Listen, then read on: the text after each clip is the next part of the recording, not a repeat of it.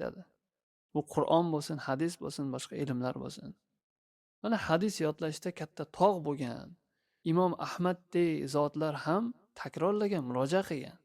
Imom Ahmad rahimahulloh bir ayolni, bir kampirni, ya'ni qariya ayolni uyida ijaraga turgan. Ana shunda Imom Ahmad rahimahulloh o'ziga ajratilgan xonada tinmasdan takror qiladi ekanda, bu yoqqa eshitilib turadi.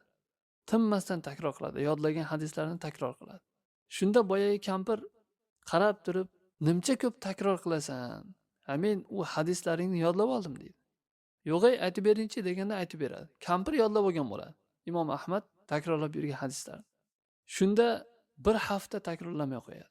Imom Ahmad bir hafta takrorlamaydi. Takrorlamaydi degani ovozini jahriy chiqarib bu tarafga eshittiradigan qilib takrorlamaydi-da. O'zi ya'ni maxfiyroq takrorlaydi.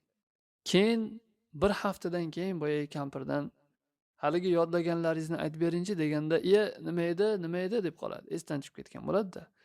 Shunda kampirga qarab aytadiki, "Biz mana shuning uchun takrorlaymiz" deydi. Shuning uchun ham ulamolar yodlashing kampircha yodlash bo'lib qolmasin deydi. Ya'ni kampirlarni yodlashi hozir yodlaganday tushunganday bo'ladi. Ozroq vaqtdan keyin so'rasa, "Iya" deb qoladi-da. Mana shunaqa bo'lmasligi uchun ham talab ilm takror qilish kerak bo'ladi. Qaysi oyatida, qaysidir hadisida, qaysidir kitobda o'qigandim, haligicha deb qolmaslik kerak. Talab ilm o'rnida dalillarni keltirib bera oladigan bo'lish kerak. O'zi boshqa odamlardan farq qilib turadigan jihat ham shu. Sahobamidikin, tobiinmidikin, qaysidir olimmi, qaysidir joyda eshituvdim-da, qayerdadir o'qidim. Nimadir degan edi-da, eslolmayapman hozir. Shu bor, lekin bor degan oddiy omma odam bilan talab ilmning nima farqi bor agar yodlamasa? Shuning uchun ham dars bergan talab ilmlarni orasida dars bermaganlardan katta farqi bor, orasida tafovut bor.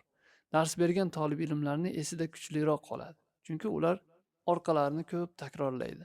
Da'vat qilganda ham, birovga dars berganda ham farqi bilinadi o'zi dars bermagan odamdan.